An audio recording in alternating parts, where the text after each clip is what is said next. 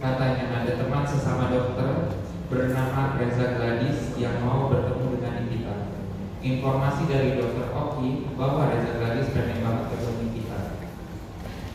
Kemudian dokter Oki menyambungkan telepon antara saya, dokter Oki dan Reza Gladys. Dalam pembicaraan itu dokter Oki memperkenalkan Reza Gladys kepada saya. Kemudian terjadilah interaksi atau percakapan bertiga di telepon itu. Isi dari percakapan kami bertiga adalah intinya Reza Gladys meminta saya untuk mempertemukannya kepada Nikita. Bahwa setelah itu Reza Gladys mengirim chat WhatsApp kepada saya. Chat WhatsApp itu sebagaimana sudah terungkap di persidangan ini, Reza Gladys bilang kepada saya mau lanjutkan percakapan yang tadi. Dan Reza bertanya kapan Nikita ada waktu bisa dipertemukan dengan saya. Kemudian saya menjawab, saya cek dulu jadwal ini. Emang keperluannya mau apa? Jawab sama Reza Gladys, mau silaturahmi.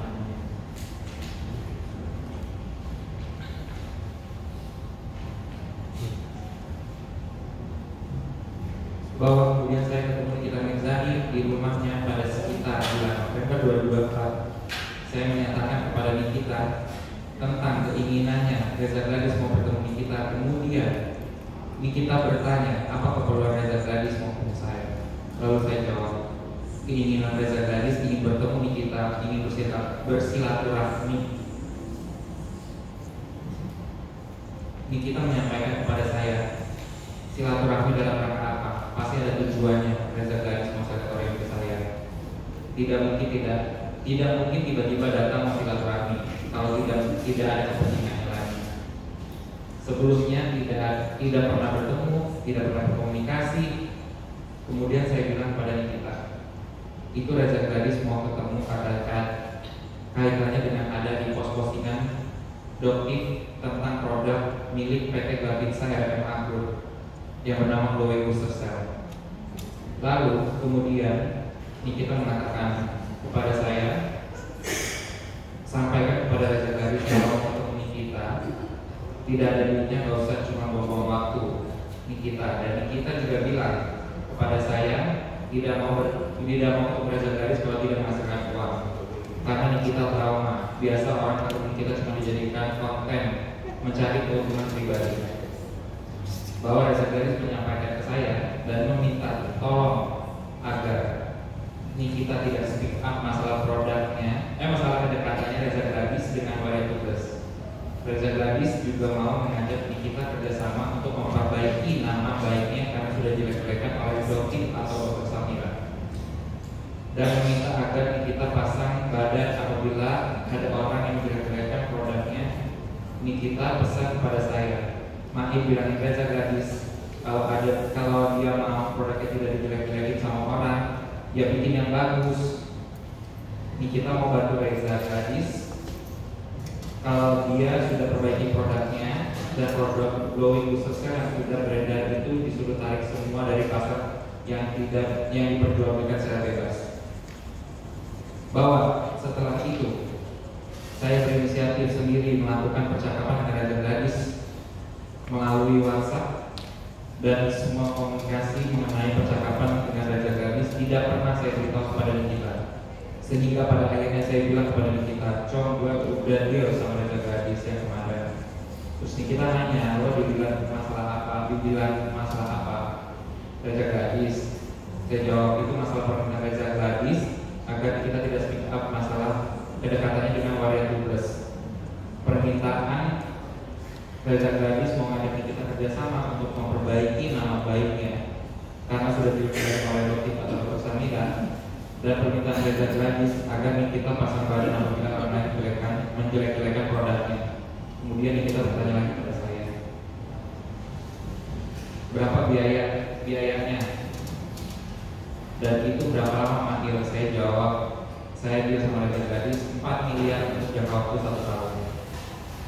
Bahwa kita menyampaikan ke saya kalau 4 miliar kecil, apalagi 1 tahun. Terus saya bilang ini udah deal, tinggal jalanin aja. Di situ saya melihat kita menelpon dan bicara dengan Dr. Oki. Dalam pembicaraan itu saya mendengar kita bilang Dr. Oki, Reza Gladys ngajak kerjasama, mau bayar saya 4 miliar untuk jangka waktu 1 tahun, aman gak nih? tidak tahu apa balasan dari Dr. Oki dalam telepon tersebut, tapi kita bilang saya sudah terima. Ya udah terima aja Martin karena kata Dr. Oki aman. Reza Galis itu sudah anggap Dr. Oki seperti dadanya sendiri, bahwa semua komunikasi saya dengan Reza Galis tidak pernah saya sampaikan kepada kita, karena saya dengan Reza Galis sudah deal, makanya saya hubungi kita mengajukan pembayarannya gimana.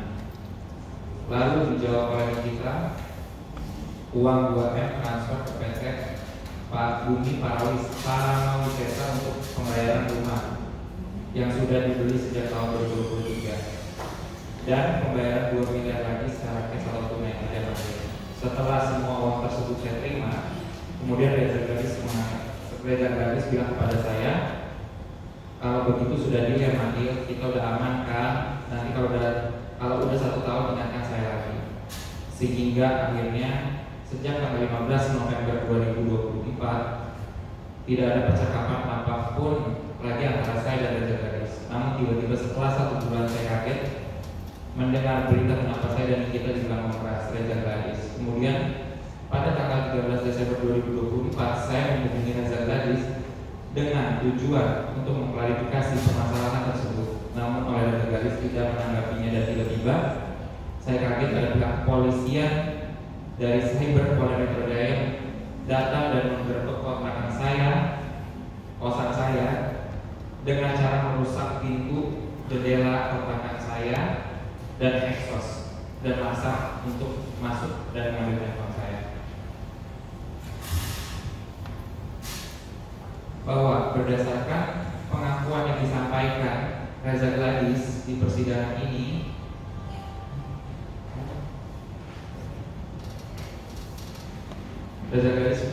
maka benar terbukti bahwa saya dan Reza Galis itu melakukan kesepakatan pemberian uang yang dilakukan oleh Reza Galis kepada saya tersebut bukan karena saya melakukan pengancaman atau kekerasan kepada Reza Galis, melainkan saya diminta oleh Reza Galis untuk menunjukkan angka nilai uang yang harus dia bayar.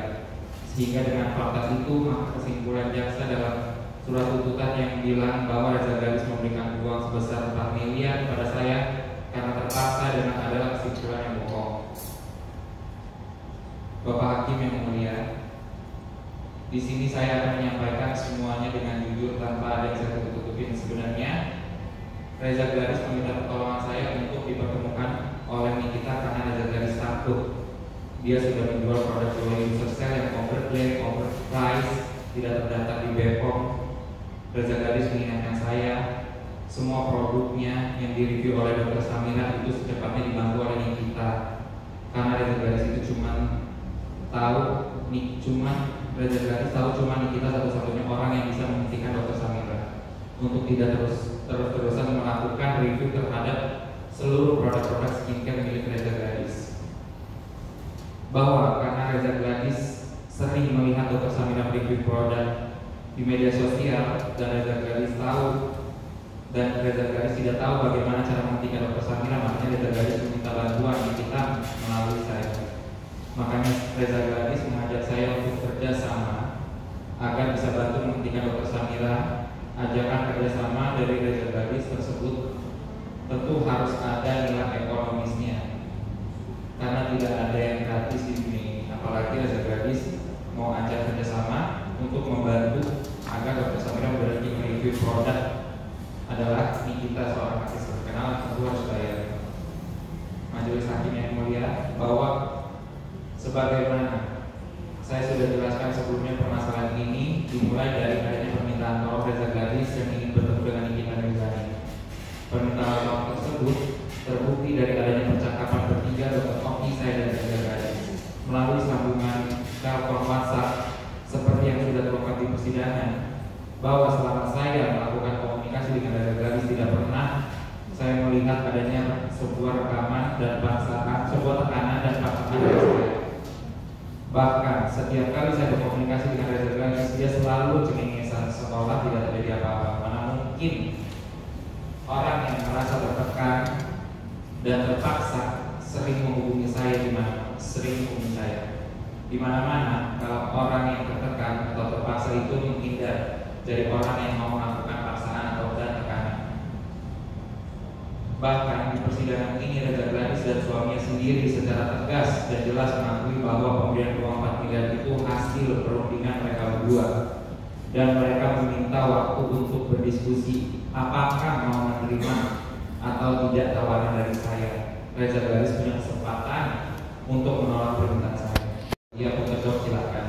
Dengan adanya fakta ini, maka pemberian uang ini karena keikhlasan dari Reza Gladys dan suaminya, dengan harapan mereka berdua bisa dibantu sama Nikita untuk memperbaiki nama baiknya yang sudah dijelek-jelekan oleh Dr. Samira, sebab Dr. Samira sering mereview produk-produknya.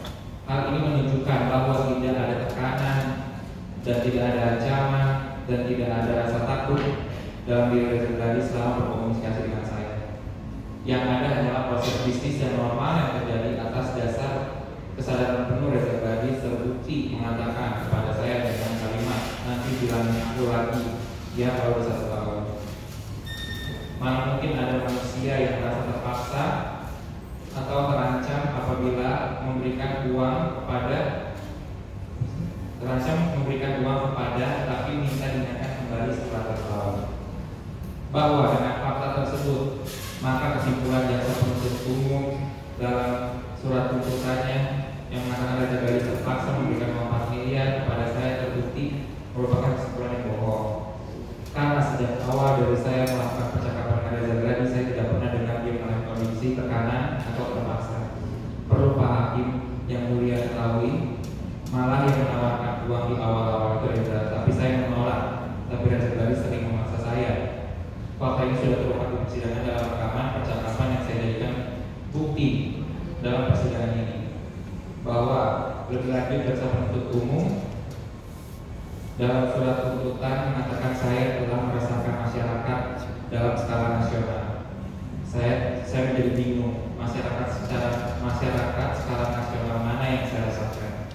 Sampai saat ini saya belum pernah melihat masyarakat melakukan demo, yang justru sebagian besar masyarakat marah pada Reza Gladys karena bisa mengutarakan fakta. Reza Gladys berpura-pura menjadi korban, pada sebenarnya dia bagian dari mafia-mafia skincare yang menjual produk yang tidak berbepom, tidak ada izin BPOM-nya. Justru ini yang meresahkan masyarakat berskala nasional. Tapi akhirnya kenapa bisa malah dilindungi majelis hakim yang mulia? Tuntutan JPU tentang pasal 45 ayat 10 huruf A junto 27B ayat 2 Undang-Undang ITE, bahwa dalam pasal 45 ayat 10 huruf A junto pasal 27B ayat 2, delik inti dari pasal ini adalah ancaman dan pencemaran atau ancaman akan membuka rahasia. Kalau dikaitkan dengan fakta-fakta terungkap persidangan, maka terbukti tidak ada ancaman dan pencemaran yang saya lakukan kepada Reza Gladys. Bahwa dalam surat tuntutan pada halaman 111 dan 119, jaksa penuntut umum pada intinya menyimpulkan terhadap 4 gambar berupa glowing user cell dan 1 gambar nota pemberian e-commerce glowing user cell belah pizza yang telah diburamkan tangannya tersebut akan saya kepada Reza Gladys sebagai alat untuk mengancam Reza